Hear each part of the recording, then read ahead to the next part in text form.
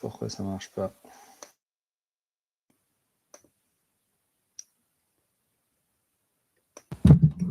Est-ce que c'est mieux comme ça? Est-ce que vous m'entendez là? Ah, parfait.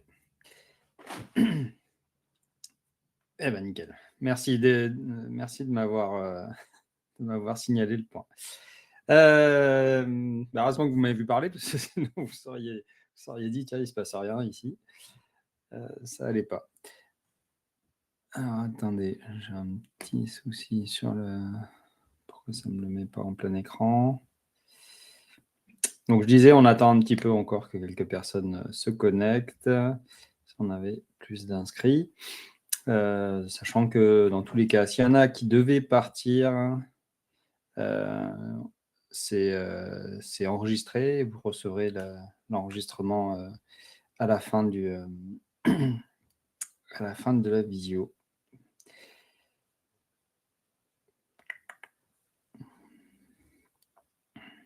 Donc du coup, voilà, je voulais introduire le sujet, c'est ce que je disais tout à l'heure quand je n'avais pas encore le son. Donc l'idée, c'est de reparcourir un petit peu le fonctionnement du régime artiste-auteur et de voir ce qui aurait changé en 2026. Et voilà, et du coup répondre à vos questions. L'objectif, donc j'ai un support assez court, mais l'objectif, c'est de répondre à vos questions. J'ai un doute sur l'affichage, là, j'ai l'impression qu'il n'est pas tip-top, que vous voyez mon rectangle super indep en tout petit au milieu de l'écran, non? Ça n'a pas l'air idéal. Hop. Je préférerais que vous puissiez le voir un peu mieux, même si ce n'est pas l'essentiel qui est écrit dessus, mais... Non, ça me fait ça à chaque fois.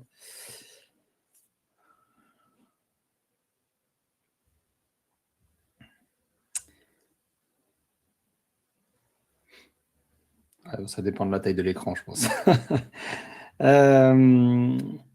Voilà, quand il va y avoir des choses écrites, ce sera peut-être un petit peu plus dur à lire, mais bon, vous pourrez reprendre, et je vous enverrai aussi le document, vous aurez accès. Voilà, tout à fait, je pourrais vous partager les slides. Je ne comprends pas pourquoi il ne le met pas en plein écran. Mais bon.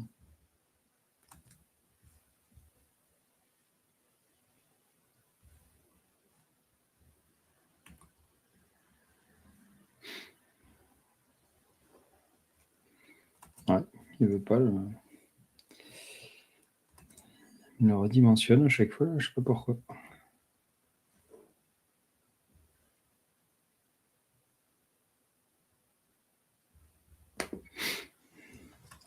Allez, bon, ce que je vous propose, il doit y avoir un petit souci entre Canva et Livestorm, deux outils qui sont très utilisés pour les webinaires, donc ça doit être la même chose. Après, ce que je pensais, je peux éventuellement essayer de le télécharger. Donc... Alors, on va avancer comme ça, et de toute façon, l'objectif, c'est que je vous explique tout ce qui est dans les slides et que vous ayez accès aux slides à la fin. Donc, démarrons. Alors, si vous avez des questions, n'hésitez pas à utiliser l'onglet questions plus que l'onglet chat, parce que dans l'onglet chat, ça peut vite se perdre les questions. Donc, avec l'onglet questions, au moins vous posez les questions. Moi, je vois les questions qui n'ont pas été répondues. Je peux aller les afficher et puis y répondre en live. Ce sera l'idéal. Donc, voilà, c'est parti pour cette petite présentation sur toutes les règles du jeu. On appelle ça les règles du jeu en 2026 pour les artistes-auteurs. Et donc, déjà, c'est quoi être artiste-auteur, en intro? Il faut avoir quelques éléments distinctifs. Donc, créer des œuvres originales, donc de différents types, mais il faut vraiment qu'il y ait cette notion d'œuvre originale pour être considéré artiste-auteur. Ce n'est pas juste je fais une prestation lambda à la demande complètement pilotée par un client, quoi. il faut qu'il y ait un côté créatif. Vous exercez votre activité du coup en tant qu'indépendant quand vous êtes artiste-auteur et vous percevez des revenus donc liés à la vente, l'exploitation, la cessation des créations. C'est-à-dire que vous n'êtes pas payé au temps passé. Normalement, vous êtes payé sur la base de soit la vente du produit fini, soit la cession de droits d'auteur. Donc là, on ne vend pas directement l'œuvre, mais on vend les droits d'utilisation de l'œuvre. Donc il y a un cadre qui a été pensé pour ça, avec un régime social spécifique. Donc voilà, du coup, c'est ça qu'on va regarder aujourd'hui. On va regarder les différents régimes parce qu'en fait, derrière artiste-auteur, il y a plusieurs manières de faire. Ensuite, on va zoomer sur la TVA, puis sur l'URSSAF. Donc la TVA, c'est plus le côté fiscal, l'URSSAF, c'est plus le côté social. Donc il y a toujours un peu ces deux volets, hein. On parle de régime fiscal et régime social. Ensuite, on regardera le cumul possible entre micro et artiste-auteur. Et le dernier point, la facturation électronique, qui est un sujet immanquable pour cette année. Donc c'est là où ça va peut-être commencer à devenir petit pour certains. Je m'en excuse. Donc, si on regarde les différents régimes des artistes-auteurs et les différentes obligations qu'il y a associées à chaque.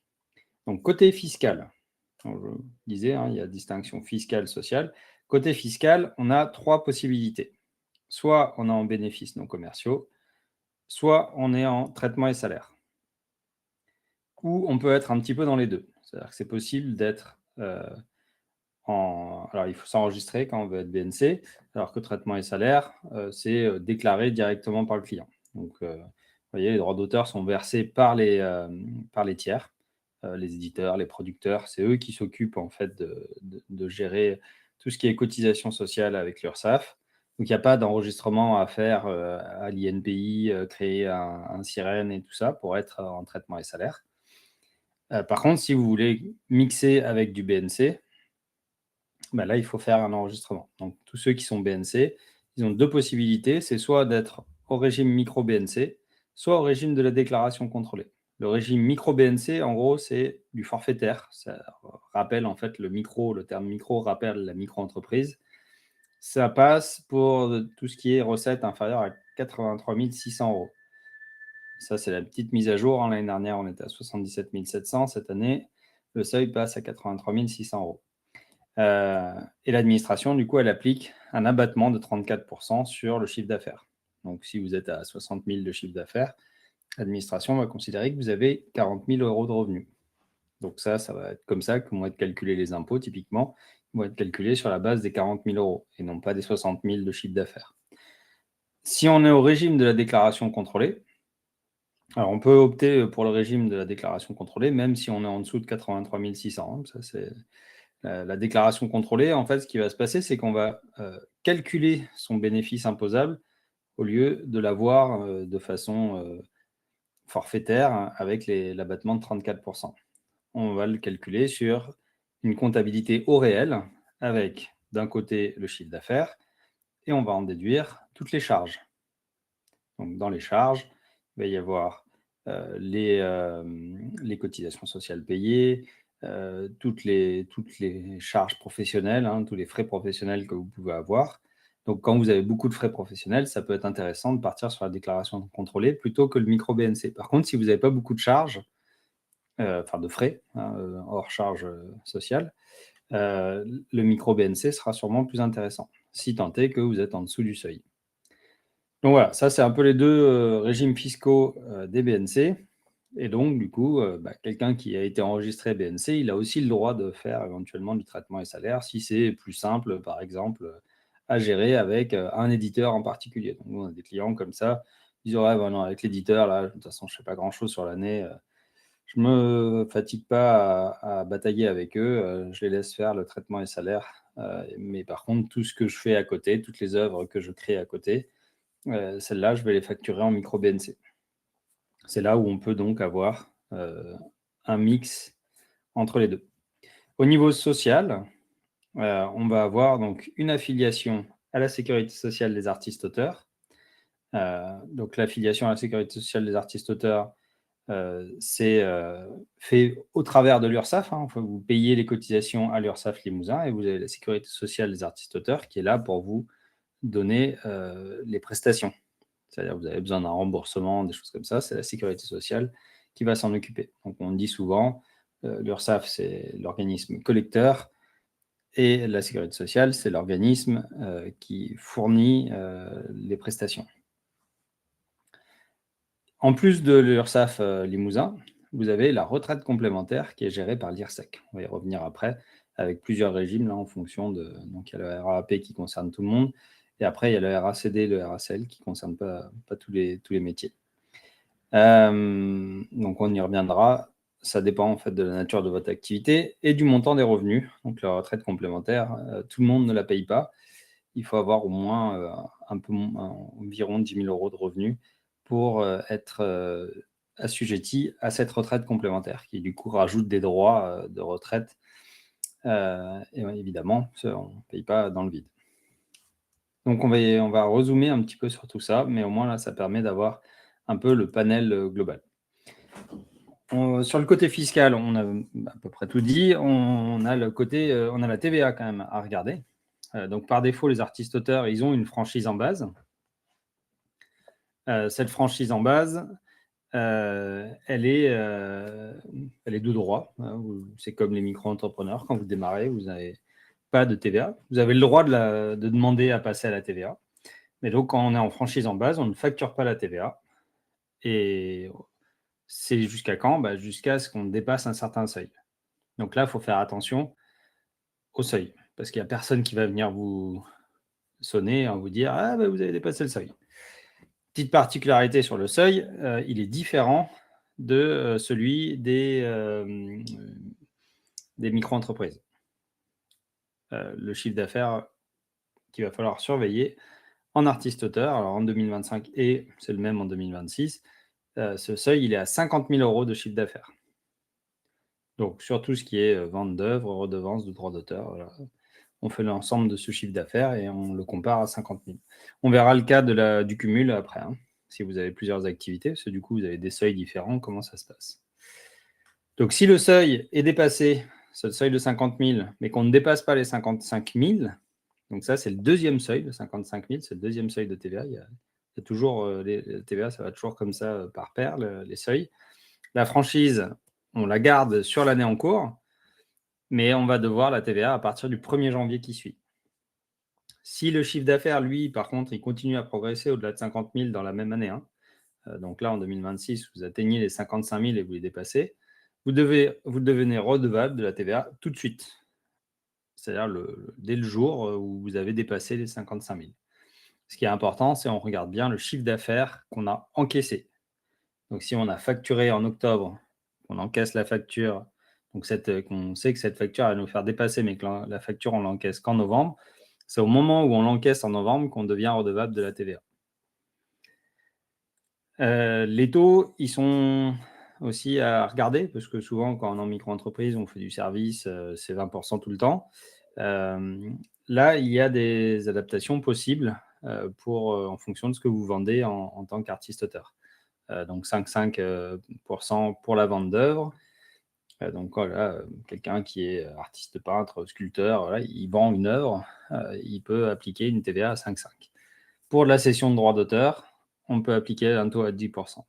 Tout ce qui est autre chose que ces deux-là, alors ça peut être des éléments accessoires en fait à la cession de droits d'auteur ou à la vente d'œuvres, on va devoir appliquer 20%. Donc, il y a une autorisation à faire quelques activités accessoires. Ça peut être des présentations, de faire une conférence présentant ses œuvres, et on a facturé ça. Ça va être à TVA 20%. Les cours et les ateliers artistiques, ceux-là, on peut, s'ils sont rémunérés par les élèves, on peut les exonérer de TVA. Donc, ça peut être, par exemple, quelqu'un qui fait du dessin. Il peut donner des cours de dessin. S'il donne des cours de dessin à des particuliers et qu'il est payé en direct par ses clients, par les élèves, il peut il peut avoir une exonération de TVA sur ces opérations-là. Alors attention, je n'ai pas parlé de tout ce qui est TVA à l'étranger. Il y a des cas un peu particuliers à voir pour l'étranger. S'il y en a qui ont des questions là-dessus, on peut en parler. Alors, pour des cours de pâtisserie. Alors, les cours de pâtisserie. Alors, la pâtisserie, ça ne sera pas artiste-auteur déjà. Et après, par contre, cours de pâtisserie, j'ai un doute. Il faudrait que je regarde ça. Est-ce que c'est tout ce qui est. Ouais, à mon avis, ça va pas rentrer, mais.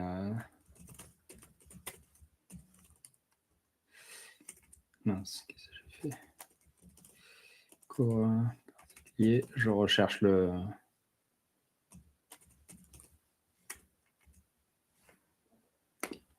l'article de loi au passage. Alors, c'est enseignement scolaire, universitaire, professionnel, artistique, sportif. Donc la pâtisserie, pour moi, elle rentre pas dans ces sujets-là. Donc du coup, non, ça, on ne pourra pas avoir l'exonération de TVA là-dessus. Ensuite, bon, je vais prendre les différentes questions. Hein, donc celle-là, elle est répondue. On est redevable sur les nouveaux encaissements ou sur tous ceux de l'année en cours. Alors à partir du moment où on dépasse le seuil, c'est uniquement redevable sur les factures qui vont être émises à partir de la date où on a dépassé. Donc je prenais l'exemple. On a fait une facture en octobre, on est payé le 30 novembre. C'est à partir du 30 novembre qu'on va devoir facturer la TVA. C'est-à-dire que si on a fait une autre facture début novembre, on ne doit pas mettre la TVA dessus. On l'encaissera sans TVA et on la déclarera sans TVA. Par contre, toute facture qu'on va faire le 30 novembre, par exemple, ou le 1er décembre, on va devoir mettre la TVA dessus. Okay, donc, ce n'est pas les nouveaux encaissements, c'est les nouvelles factures émises à partir de la date où on a dépassé, et cette date étant déterminée à partir des encaissements. Donc, toutes les factures qui ont été faites avant, elles restent sans TVA, il n'y a pas de souci. Alors, quelle est la forme juridique de ce statut? Ce n'est pas une IE, alors EI, entreprise individuelle. Donc, en fait, c'est assez flou, effectivement, derrière ce terme artiste-auteur, profession libérale, auto-entrepreneur. Derrière tout ça, en fait, il y a effectivement un seul statut juridique qui est l'entrepreneur individuel, ou l'entreprise individuelle. Donc, EI. Okay, et ce EI, en gros, c'est une entreprise, c'est un numéro de sirène. Hein, une entreprise, c'est un numéro de sirène, avec des numéros de sirène par établissement, donc par adresse qu'aurait cette entreprise. Donc, c'est ça la différence entre le sirène et le siret. Vous avez un sirène, et si vous avez plusieurs adresses où vous déclarez votre activité, vous allez avoir plusieurs sirettes. Donc, l'EI, c'est en fait, au lieu d'avoir une personne morale, c'est-à-dire créer une société avec un nom que vous lui donnez, avec des statuts et des choses comme ça, donc vous lui donnez une forme juridique, l'entreprise individuelle, c'est que vous agissez en votre nom. C'est pour ça que quand vous êtes artiste-auteur, quand vous êtes profession libérale, quand vous êtes auto-entrepreneur, vous êtes toujours en votre nom-prénom. Donc voilà, je ne sais pas si ça répond bien à la question, François, mais c'est bien une entreprise individuelle, la forme juridique qui est derrière. Alors, Christian, en cours de pâtisserie, j'ai compris, pas artiste-auteur, mais création de cours sur la pâtisserie. Alors, c'est ce que je disais, du coup, là, ce que je lisais, donc l'exonération aux cours ou aux leçons, elle s'applique sur les cours et les leçons qui relèvent de l'enseignement scolaire, universitaire, professionnel ou artistique ou sportif. Donc vraiment, c'est assez détaillé, quoi. Donc là, la pâtisserie, pour moi, c'est artisanal, c'est ni artistique, ni sportif, ni universitaire, ni professionnel, ni scolaire.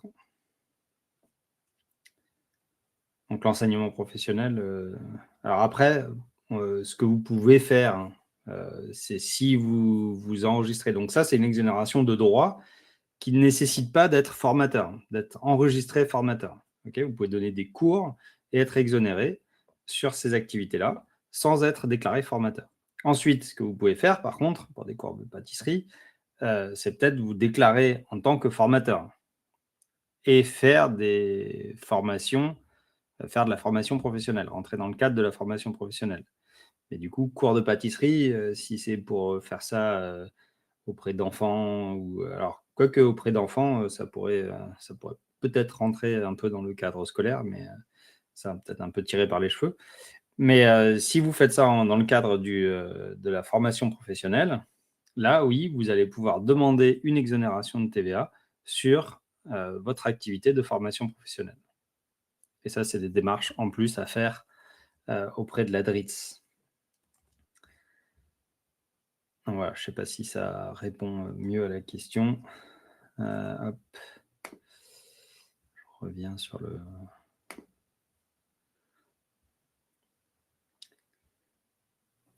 Ah, alors, du coup, Christian dit enseignement scolaire pour le CAP pâtissier. Tac, tac, tac. Ah, bah, là, du coup, on pourrait effectivement dire que c'est scolaire. Enfin, je pensais plus à des cours de pâtisserie récréatifs, mais ouais, ok. Pour si c'est de l'enseignement scolaire, on peut rentrer dans ce cadre-là pour moi. Alors, le mieux, c'est peut-être quand même de faire confirmer, alors, en insistant bien, en détaillant le plus possible, de faire confirmer par le centre des impôts, okay, votre SIE.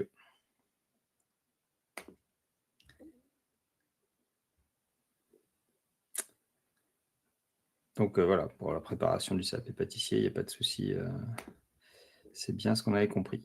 Alors, Gabriel, j'avais pas vu les questions, du coup. Pour la TVA, je conseille vivement le régime mini-réel simplifié qui permet de reverser la TVA mois par mois.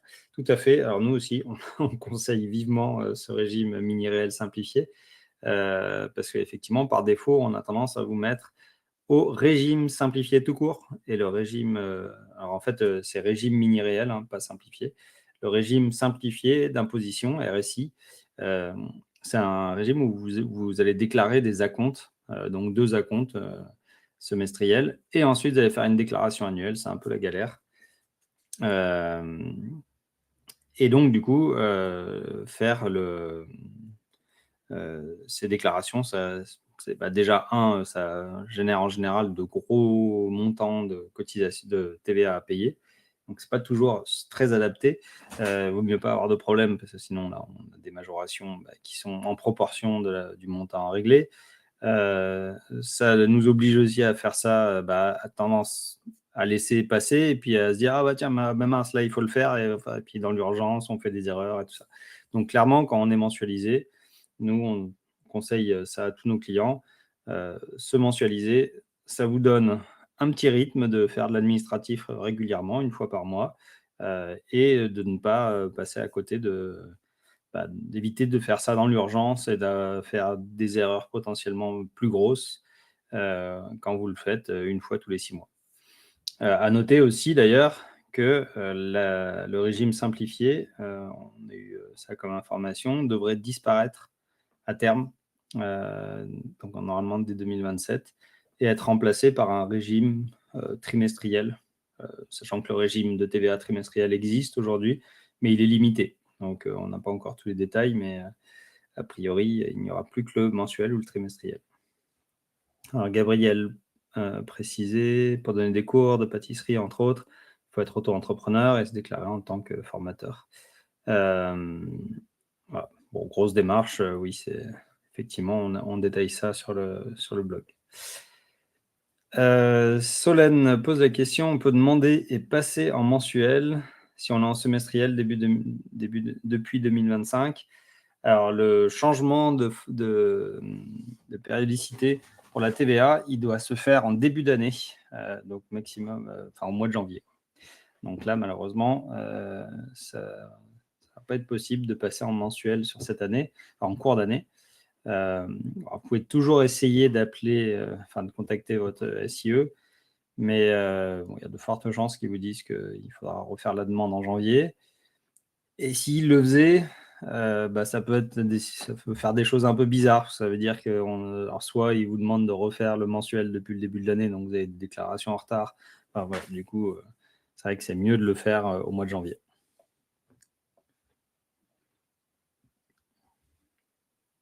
Alors du coup, je vois qu'il y a peut-être encore une ou deux questions. Alors, Clémence, sur le cumul d'activités, on va le faire.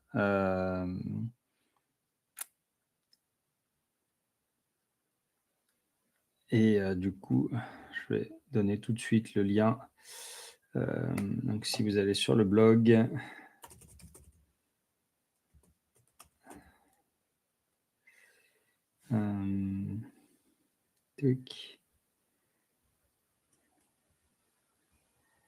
je vous donne le lien pour être formateur en auto-entrepreneur.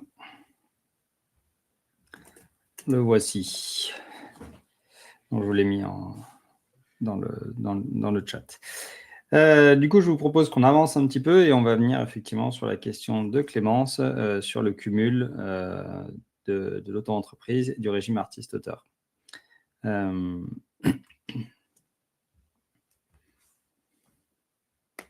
Oups.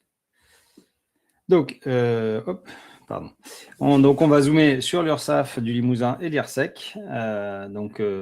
L'URSSAF Limousin, c'est le nouveau, entre guillemets, parce que maintenant, ça depuis 2019, donc ça commence à dater. Pour tout ce qui est démarche sociale, c'est l'URSSAF qui est devenu le point de référence. Avant, on avait la MDA, les AGSA. Voilà. Maintenant, tous les artistes-auteurs sont à l'URSSAF du Limousin. Et derrière, il y a quand même toujours l'IRSEC qui est la complémentaire retraite. Donc, chaque année, ce que vous allez devoir faire au niveau de l'URSSAF Limousin, pour le côté social, c'est déclarer vos revenus artistiques à l'URSSAF Limousin. Donc, et BNC et traitement et salaire, ou le mix entre les deux. Vous allez devoir donc déclarer ça. Et à partir de là, eux, ils vont aller calculer les cotisations sociales de l'année passée. Donc là, en avril, ça arrive en général mi-avril ou entre mi-avril et mi-mai.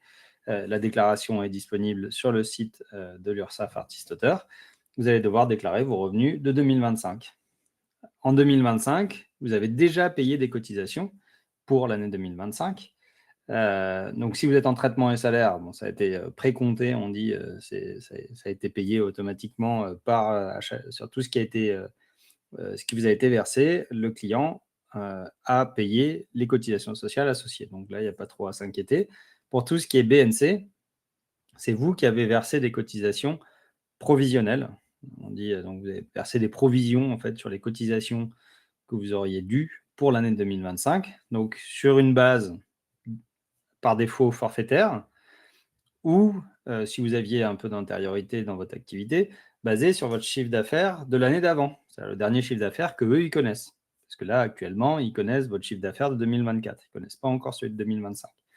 En 2025, vous aviez aussi la possibilité de dire « Ah ben non, mon chiffre d'affaires, il va être supérieur à celui de 2024 ou supérieur au forfait qui est pris par défaut en début d'activité. Et donc, du coup, je vais mettre à jour mes cotisations par rapport à ça. » Donc ça, c'est des cotisations que vous versez trimestriellement, au 15 janvier, au 15 avril, au 15 juillet, au 15 octobre. Et ça représente, pour l'URSSAF, environ 12,5% du chiffre d'affaires en micro-BNC. Donc, de toute façon, soit vous faites la modulation, et c'est à peu près ça que vous allez avoir comme cotisation, soit vous vous dites, OK, je sais ce que je paye à l'URSSAF, et je sais que je vais avoir pas mal de compléments à payer parce que pour l'instant, l'estimation de l'URSSAF, elle est trop basse. Si elle est trop haute, vous avez tout intérêt à faire quand même la modulation pour diminuer un petit peu la pression des cotisations sociales qui vous sont demandées. Si vous en avez versé trop, l'URSSAF vous remboursera. Alors, elle vous remboursera, là, typiquement pour 2025. Il va falloir faire la déclaration donc, en avril-mai.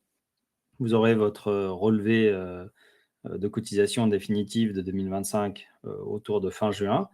Et donc, à partir de fin juin, vous pourrez demander le remboursement. Et l'URSSAF vous remboursera globalement début juillet, quoi. Par contre, les cotisations AIRSEC, c'est autre chose. Elles sont appelées une seule fois par an et elles sont en fonction du chiffre d'affaires de l'année d'avant. Donc, en fait, ce que vous allez déclarer en avril-mai à l'URSSAF, ça va être transmis à l'IRSEC et l'IRSEC, sur cette base, ils vont faire la déclaration, ils vont calculer les cotisations de l'année 2026 basées sur le chiffre d'affaires 2025. Ça marche toujours comme ça, toujours avec un an de décalage. Donc, il faut faire un petit peu attention à ça, parce que ça peut, si on a des variations de chiffre d'affaires d'une année sur l'autre, bah, ça peut faire un petit peu mal. Alors, au niveau IRSEC, vous avez plusieurs régimes. Le principal, c'est le RAAP, qui concerne tous les artistes-auteurs. Ça représente tous les artistes-auteurs qui font au moins donc 10 000 euros de revenus sur l'année. C'est à peu près 10 000 euros. Donc, si vous avez moins de 10 000 euros, vous n'aurez pas ces cotisations-là. Si vous avez plus de 10 000 euros, l'IRSEC vous appellera 6% du chiffre d'affaires. Alors, c'est à peu près, parce qu'en gros, c'est 8% le taux du RAAP, multiplié par le revenu imposable. Le revenu imposable en micro-BNC, c'est moins 34%, multiplié par 1,15. Donc, quand on met tous ces chiffres-là et qu'on a fait la multiplication, au final, ça représente 6% du chiffre d'affaires. Et donc, du coup, ce qu'il faut avoir en tête, pour comparer un peu à la micro-entreprise, c'est qu'en artiste-auteur, on paye 2,5 plus 6%, on paye 18,5% de son chiffre d'affaires. Le seul truc, c'est que ce n'est pas comme la micro-entreprise, on ne le paye pas au fur et à mesure, on le paye un peu avec du décalage, sinon il faut bien se caler. Enfin, sur l'IRSEC, c'est toujours avec du décalage, donc c'est pas évident. Je ne sais pas s'il y a des questions par rapport à ça. Alors, Gabriel dit exercice période modulé. Comment savoir son chiffre d'affaires à venir? Ça, c'est la question, effectivement. Au mieux cotiser au maximum au fil de l'eau. En revanche, on peut demander de mensualiser. Alors, artiste-auteur, je ne vois pas comment mensualiser. Si je vois vraiment pas comment mensualiser l'artiste-auteur. Et alors, sur cotiser au maximum, il faudrait déjà qu'il y ait un maximum. Ok, d'accord, Gabriel. Dans ces cas-là, c'est peut-être plus un échéancier qui met en place. Et là, l'échéancier peut être mensualisé, effectivement. Donc, si on a des difficultés de paiement des appels de cotisation, on peut effectivement demander un échéancier et le mensualiser sur plusieurs mois. Et là, oui, les échéanciers, ils sont, je confirme ce que dit Gabriel, ils sont plutôt bienveillants. Et voilà. Et après, si vous les accumulez et que vous faites une pyramide de Ponzi avec vos cotisations, ils vont peut-être pas finir par dire non, mais si vous essayez effectivement de solder toutes vos cotisations, il n'y aura pas trop de soucis. Après, ça, c'est vrai que c'est pas toujours évident à suivre. Les cotisations trimestrielles qu'on paye sur le site de l'URSSAF, là, au moins, c'est vraiment affiché assez clairement. On peut payer directement en ligne. Voilà. Bon, l'échéancier, on peut demander à être prélevé automatiquement, mais s'il y a une erreur de prélèvement, ça peut générer, ça ne va pas se voir. Il faut bien surveiller que le prélèvement est passé. Donc voilà, du coup, l'idéal, en fait, sur la modulation, c'est de se dire, OK, là, pour l'instant, je sais, par exemple, que je vais avoir un revenu à peu près stable sur 3 mois. Je peux le projeter sur l'année. Et si au bout de 3 mois, je pense que je vais, les 3 mois suivants, continuer à arriver sur la même tendance, c'est bon, j'ai rien à toucher. Par contre, si je vois que ça va être compliqué pendant 3 mois, je peux aller réajuster. C'est-à-dire que la modulation, on peut la faire plusieurs fois dans l'année. Donc, c'est pas... J'ai vraiment tendance à dire qu'il faut faire ça. Essayer de faire cette modulation. Alors, question supplémentaire. Est-ce que la différence de revenus artistiques, principal ou accessoire, joue sur la déclaration ou le taux de cotisation? Alors, sur la déclaration, oui, il va falloir les distinguer, ce qui est artistique et ce qui est accessoire. Ils vous le demandent. Et parce qu'en gros, ils veulent vérifier que vous n'abusez pas trop sur l'accessoire. Par contre, sur le taux de cotisation, non. C'est le même taux de cotisation, hein, ils font la somme du chiffre d'affaires. Et donc, du coup, François demande, à l'IRSEC, peut-on mensualiser en faisant des avances provisionnelles ou seulement règlement annuel possible? Alors, pareil, en fait, vous allez avoir un seul. Alors, on ne peut pas faire de provisionnel, des avances, quoi, des appels provisionnels, il n'y en a pas. Mais je crois que maintenant, sur le site, on peut leur dire qu'on veut faire des virements. Pour prendre un petit peu d'avance, on peut faire une sorte de modulation. Et dans tous les cas, au moment où l'appel arrive, donc en général aux alentours du mois de novembre, là, ce qu'on peut faire, c'est, si le montant est trop important, soit parce qu'on n'avait pas prévu les 6%, c'est l'idéal, c'est quand même de provisionner les 6%, de les mettre sur un compte et de ne pas y toucher, quoi. C'est-à-dire, à chaque fois que je touche un chiffre d'affaires, hop, je mets 6% de côté et puis je sais que c'est pour l'IRSEC. Et quand je dois payer l'IRSEC, je viens chercher dans ce compte-là. Ça revient à faire du provisionnel comme ça. Sinon, quand vous avez un appel et que cet appel est trop élevé, vous pouvez demander un échéancier. Donc de la même manière que ce qu'a dit Gabriel juste avant.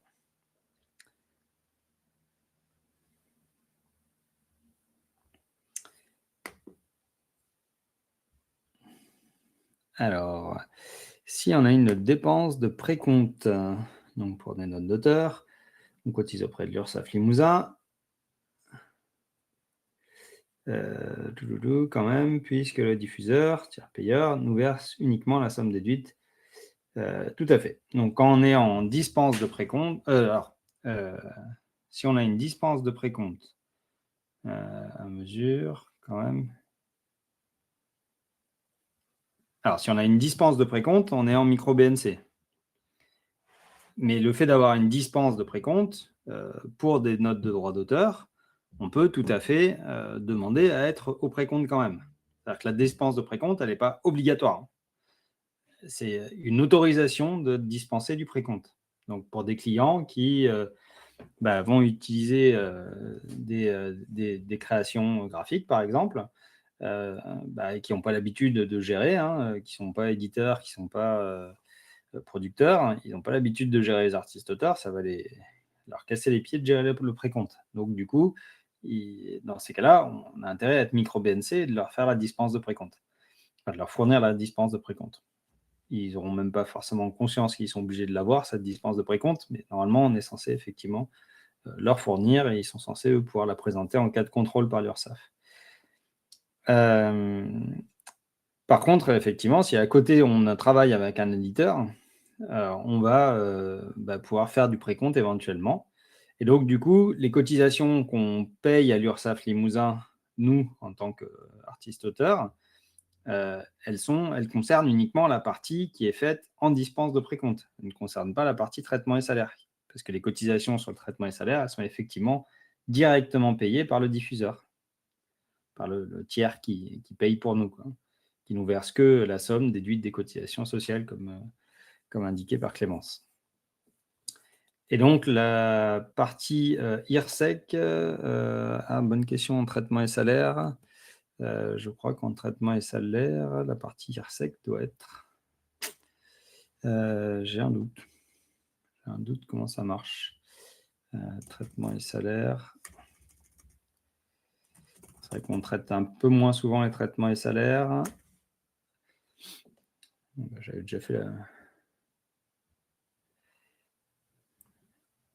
Non, ouais, je crois qu'il n'y a pas de partie traitement et salaire quand on est... il n'y a pas de partie IRSEC quand on est traitement et salaire. Pour moi, il n'y a pas ça. Il n'y a pas d'IRSEC. Non, vraiment, l'idée du traitement et salaire, c'est de n'avoir rien pas de surprise, quoi. Derrière, tout a été géré. C'est un peu comme assimiler salariés. D'ailleurs, quand on le déclare, c'est des traitements et salaires, c'est-à-dire comme les salariés, quoi.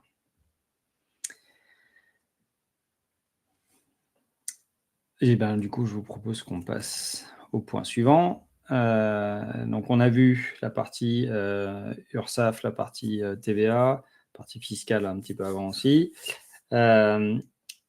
ce qui peut être un petit peu plus compliqué, c'est le cumul effectivement de l'artiste-auteur et de la micro-entreprise. Donc c'est possible déjà de le faire, même si souvent on a des clients qui ont des soucis assez réguliers. Hein. Là, j'ai encore en tête hier une personne de l'équipe qui me disait la cliente, on lui a fait la formalité d'ajout de la micro-entreprise. Alors, quand on ajoute une micro-entreprise alors qu'on est déjà artiste-auteur, on fait un ajout d'activité. On ne crée pas une micro-entreprise. On ne peut pas créer sur l'INPI, ce n'est pas possible. L'INPI n'autorise pas ça. Vous allez avoir un rejet si vous essayez de faire une création de micro-entreprise sur l'INPI. Donc, ce que vous devez faire, c'est un ajout d'activité. Et cet ajout d'activité, ensuite, vous allez devoir aller batailler avec l'URSSAF. Et là, vous avez le monde des possibles en termes de réponses. Plein de gens qui ne connaissent pas du tout le sujet à l'URSSAF, parce qu'ils ne sont pas de l'URSSAF artiste-auteur. Ils connaissent que la micro-entreprise et ils vont vous expliquer « Ah ben non, il fallait faire une formalité de création. » Ben non, si je faisais une formalité de création, j'avais une erreur. Donc, il faut y aller et labourer le terrain. Nous, on fait ça régulièrement pour des clients. Là, en l'occurrence, cette cliente, elle le faisait seule et elle n'arrêtait pas de se faire balader avec des interlocuteurs qui lui disent A, B, C, D. Ça n'arrête pas de changer. Vous avez une version différente à chaque fois que vous contactez quelqu'un à l'URSSAF. Donc voilà, du coup, il faut être vraiment vigilant par rapport à ça. Le plus facile, c'est d'avoir une micro-entreprise et de rajouter un statut artiste-auteur. Ça marche mieux parce que du coup, l'URSSAF artiste-auteur, du coup, ils ont bien l'habitude. Ils ont vraiment, vraiment l'habitude. Donc en fait, vous faites la formalité pareil d'ajout de l'activité artiste-auteur et ensuite, il faut l'envoyer, cette formalité, la synthèse INPI, il faut l'envoyer avec une pièce d'identité à l'URSSAF artiste-auteur qui va procéder à l'affiliation. Pourquoi on est obligé de l'envoyer par papier? Parce qu'en fait, l'INPI, quand on fait des ajouts d'activité, les dossiers sont mal redirigés à l'URSSAF. Donc l'URSSAF n'est pas au courant, alors qu'ils sont au courant quand vous faites une création simple. Voilà. Bon, ça fait 3 ans qu'on remonte ça à l'INPI et toujours rien n'a été fait. C'est un peu une calamité, mais voilà. Du coup, les gens qui sont à l'URSSAF sont désespérés également. Hein, ceux qui connaissent le sujet, à chaque fois on finit par tomber sur quelqu'un qui connaît le sujet et qui du coup est capable de débloquer le point pour les enregistrements de micro-entreprises. À chaque fois, ils sont dépités en disant ça fait 3 ans qu'on se bat avec ça auprès de l'INPI, mais ça ne débouche pas. Alors du coup, pourquoi on pourrait faire statut artiste-auteur avec auto-entrepreneur? En fait, l'auto-entreprise, elle va vous permettre, ou micro-entreprise, hein, c'est la même chose, ça va vous permettre de faire toutes les activités dites accessoires. En fait, il faut ce que vous voulez, que vous n'êtes plus limité dans les activités accessoires. En micro-entreprise, vous pouvez être boulanger et artiste-auteur, peintre à côté, quoi. Il n'y a aucun lien entre les deux. Mais par contre, il faudra effectivement quand même définir votre activité principale entre les deux. Alors, ça a surtout une valeur déclarative. Hein. C'est l'activité normalement qui génère le plus de chiffre d'affaires. Alors là, on vient à la question de Clémence de tout à l'heure. Est-ce que les seuils sont indépendants? Donc, si vous faites, je sais pas moi, de la création graphique et qu'il vous arrive de faire des prestations pour des sociétés pour aller les aider sur leurs activités, je ne sais pas moi, de création, quelque chose qui est en lien avec le graphisme, et vous faites vraiment purement de la prestation pour aller leur expliquer je sais pas, comment utiliser Canva, comment utiliser de tel ou tel outil, des choses comme ça. Ça va être donc en artiste-auteur pour la partie création et la partie plus prestation en auto-entreprise. Le cumul, le seuil de chiffre d'affaires, nous, ce qu'on a eu comme réponse principalement aujourd'hui, alors je dis principalement parce qu'en fait, on a eu des réponses où les gens nous ont dit ah non, chacune des activités a son seuil séparé. Mais pour l'instant, la majorité des réponses qu'on a eues, c'est s'apparente, elles sont proches quand même les deux activités. C'est dans le graphisme. Donc, du coup, dans ces cas-là, on ne regarde que le cumul du chiffre d'affaires par rapport au seuil de 83 600. Ok, donc on cumule bien le chiffre d'affaires et on ne regarde pas le seuil indépendamment pour chacune des deux activités. Donc nous, on a tendance à rester sur celle-ci et à dire à nos clients, bah, si vous avez, si vous pensez que vous dépassez sur un des deux, pardon, que vous dépassez pas sur chacune des activités, mais qu'au cumul, vous dépassez, si vous anticipez cette situation, il faut faire une demande de rescrit fiscal auprès des impôts. Donc, quand vous faites une demande de rescrit fiscal, là, on est en train d'en faire une pour une cliente, justement, alors c'est pour en anticipation, hein, ce qu'on fait dans ces cas-là, c'est on leur demande précisément, on leur explique la situation, on leur explique quelle est l'activité artiste-auteur, quelle est l'activité auto-entrepreneur. Et c'est assez important de bien le détailler. Et d'ailleurs, ils n'hésiteront pas à vous demander des compléments, parce qu'en fonction de ça, ils vont pouvoir vous dire si est-ce que ça se cumule ou est-ce que c'est deux activités qu'ils vont considérer de façon distincte. Alors, typiquement, si vous êtes artiste peintre et boulanger, ça va peut-être être considéré comme deux activités vraiment différentes, parce que le boulanger est micro-BIC, alors que l'artiste peintre va être micro-BNC. Donc, c'est des activités qui sont fiscalement distinctes. Donc là, il y a des chances que le cumul ne s'applique pas. Mais le mieux, dans tous les cas, c'est de se dire, soyons en gros pessimistes sur le fait que le cumul a de fortes chances de s'appliquer et que du coup, il faut demander pour son cas particulier s'il y a la possibilité de distinguer les deux activités et d'avoir les seuils séparément pour les deux activités. Je ne sais pas si ça répond bien à la question, Clémence, mais je vais essayer d'être le plus clair possible là-dessus. Malheureusement, la réponse, elle n'est pas définitive, mais comme je vous dis, nous, on prend la réponse la plus pessimiste et en disant, OK, si on a besoin d'une réponse définitive, il faut faire un rescrit. Et le rescrit, en fait, il a toujours, déjà, la réponse, elle est opposable. C'est-à-dire que si un jour on vient vous casser les pieds, vous pourrez dire, bah non, regardez, j'ai un rescrit des impôts qui m'ont confirmé que les seuils ne se cumulaient pas. Voilà. Donc, il vaut mieux avoir le rescrit, comme ça, si à un moment donné, l'URSSAF vient vous dire, ah bah j'ai vu que vous aviez une autre activité, normalement, vous n'aviez pas le droit. Là, vous opposez le rescrit des impôts et l'URSSAF vous laissera tranquille. Le seuil de la TVA de la micro-entreprise, lui, il est plus faible. Il est à 41 250. Donc, c'est uniquement, vu que c'est le seuil le plus bas, on l'évalue uniquement par rapport au chiffre d'affaires de la micro-entreprise. Donc, ça, c'est le principe, en fait, sur la TVA, des seuils de TVA. C'est qu'on évalue le seuil le plus bas sur l'activité qui est concernée par ce seuil. Donc là, en l'occurrence, la micro-entreprise. Et on prend le chiffre d'affaires que de la micro-entreprise pour évaluer ce seuil de 41 250. Et le seuil de 55 000, lui, s'évalue sur la totalité du chiffre d'affaires. Donc, s'il y a un des deux qui sont dépassés, les deux activités doivent être à la TVA. Ok, c'est pas j'ai dépassé uniquement la micro-entreprise, donc je ne facture pas la TVA sur l'artiste-auteur. Non, ça ne marche pas comme ça. Ok, donc dès que vous dépassez un des deux seuils, donc vous pourriez ne pas avoir dépassé celui de la micro-entreprise, mais au cumul, avoir fait 30 000 et 30 000, ça fait 60 000, vous avez dépassé le seuil au total, et donc du coup, vous devez également la TVA sur la micro-entreprise. Donc ça, c'est un point assez important.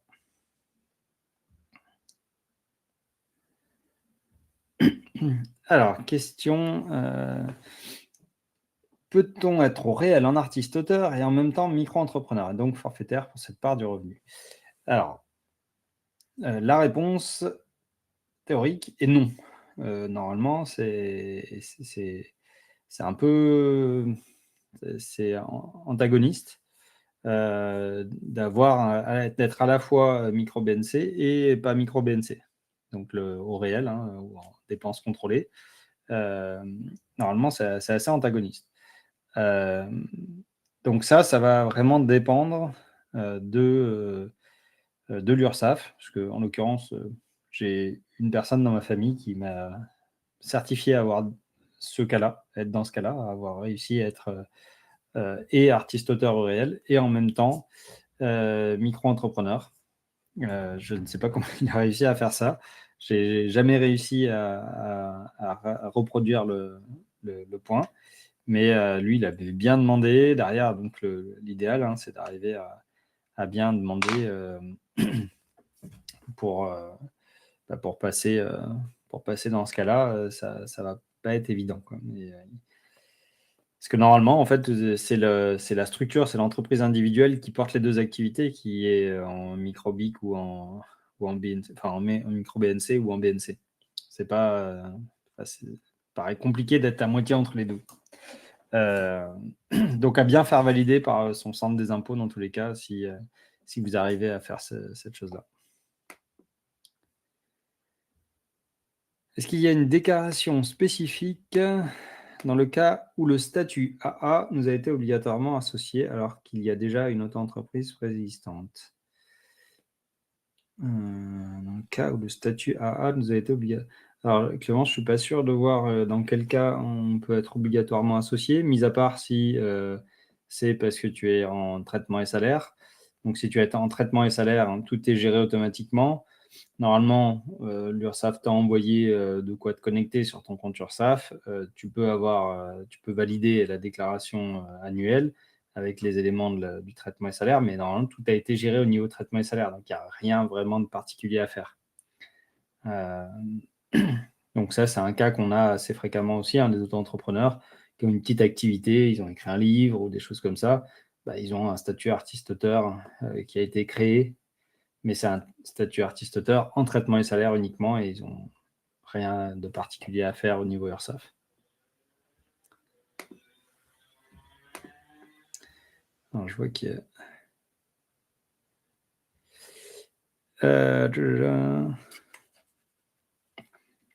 Alors, Solène demande, dans un monde idéal où l'on dépasse les 83 600, il se passe quoi? Alors, effectivement, quand on dépasse les 83 600, donc le seuil, on a le droit de le dépasser 2 années de suite. C'est qu'à partir du moment où on le dépasse 2 années de suite, qu'on va devoir changer de régime l'année d'après. Donc, je suis artiste-auteur micro-BNC à 83 600. Enfin, je dépasse, je fais 85 000 une année. J'ai le droit encore d'une deuxième année, une deuxième chance. Cette deuxième année, je fais encore 85 000. Du coup, j'ai dépassé 2 années de suite. Ça veut dire que l'année suivante, donc si je prends, là, je dépasse en 2026, je vais dépasser en 2027, je devrais changer en 2028. Et en 2028, je ne pourrai plus être micro-BNC. Ça veut dire que je serai obligé de passer sur une déclaration réelle, une comptabilité en dépenses contrôlées, hein, on en parlait tout au début. C'est une comptabilité où on fait tout ce qu'on gagne, le chiffre d'affaires, moins tout ce qu'on dépense, tous les frais professionnels et les cotisations et tout ça, pour calculer son bénéfice réel, le vrai bénéfice, quoi. Au lieu d'avoir quelque chose qui est forfaitaire comme dans le micro-BNC. Donc forcément, ça induit une comptabilité un petit peu plus poussée, idéalement accompagnée par un expert comptable, parce que derrière, il y a des formalités à faire au niveau des impôts pour déclarer ce qu'on appelle l'alias fiscal. C'est des tableaux avec des termes assez abscons. Donc ça, en général, c'est pas mal d'avoir un expert comptable ou de prendre une association de gestion agréée pour gérer ça.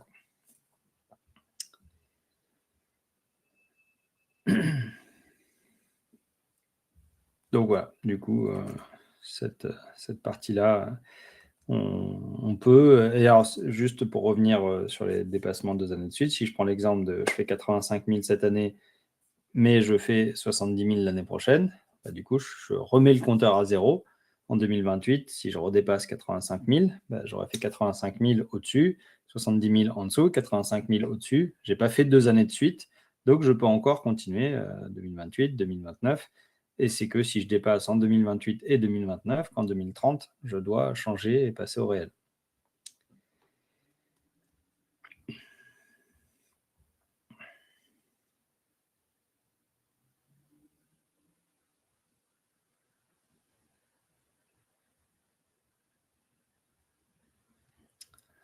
Ah, ok. Alors, du coup, Christian, sur la pâtisserie, donc pour les cours, effectivement, c'est plutôt auto-entrepreneur, surtout si c'est une activité principale. Parce que les ateliers et les cours, il faut que ça soit de l'accessoire en artiste-auteur. Si on rédige des livres sur la pâtisserie, effectivement, on va être plutôt enregistré artiste-auteur, mais ça, on va être enregistré artiste-auteur. Alors, si ça représente beaucoup de chiffre d'affaires, on a intérêt à créer un statut artiste-auteur, en plus de l'auto-entreprise, comme ça, on a les deux. Sinon, ce qu'on peut faire, si on passe par un éditeur, on peut être aussi en traitement et salaire. Donc, traitement et salaire, c'est-à-dire que c'est l'éditeur qui va vous reverser et payer reverser ce qu'il vous doit comme droit d'auteur en ayant déduit les cotisations sociales. Donc, il les aura déjà payées à l'URSSAF, un peu comme un salaire. C'est pour ça qu'on appelle ça traitement et salaire. Par contre, là, sous-entendu avec la question comment ça se passe pour la vente de livres, effectivement, quand on vend des livres, c'est peut-être plus intéressant si on fait de l'auto-édition, on est dans le cadre de la vente de livres, et là, du coup, ça peut être plus intéressant de faire un petit peu différemment et de le faire via de l'achat-revente. De le déclarer sur. Ça dépend vraiment comment on édite les livres. Hein. Là, on rentre dans l'édition de livres. C'est un petit peu plus compliqué, mais soit on peut faire de l'achat-revente, soit on peut faire, en fonction de la plateforme qu'on utilise, il va y avoir des modèles différents sur l'achat-revente de livres. Donc, ce n'est pas forcément déclaré en achat-revente. Donc, on pourrait le déclarer aussi sur l'auto-entreprise dans ces cas-là. Donc, désolé, Christian, la question elle est vraiment très, très large. Donc, c'est pas évident de répondre en détail, mais on pourrait recreuser éventuellement la question. Alors, désolé, moi, il va falloir que j'avance parce que je vais avoir une réunion juste après. Donc, je vais terminer sur le dernier sujet, mais en tout cas, merci pour toutes vos questions. Hein, ça dynamise un petit peu la présentation. Donc, le dernier point que je voulais voir avec vous, c'était tout ce qui est facturation électronique. Donc, la facturation électronique, ça devient obligatoire à partir du 1er septembre 2026. Toutes les grandes entreprises et les entreprises de taille intermédiaire vont devoir émettre leurs factures via facturation électronique. Donc, quand on fait une émission via facturation électronique, ce n'est pas juste on envoie un PDF, c'est on envoie une facture au travers d'un système qui est centralisé. Donc, il y a ce qu'on appelle un réseau de plateformes agréées. Donc, en fait, vos outils de facturation, en général, ils sont associés à une plateforme agréée. Donc, c'est le cas notamment de SuperIndep.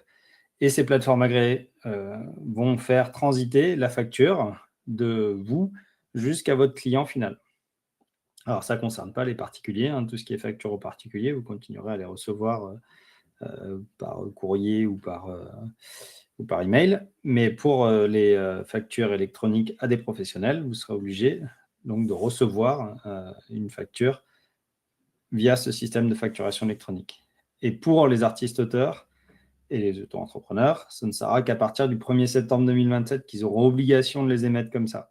Mais en l'occurrence, dès le 1er janvier 2026, vous serez dans un système où vous pourrez déjà envoyer vos factures électroniques dès le 1er septembre 2026 sans aucun souci. Donc voilà, du coup, la première étape, en fait, c'est de s'assurer d'utiliser déjà un outil qui, lui, va être conforme à la facturation électronique, ce qui est le cas de l'outil de SuperIndep.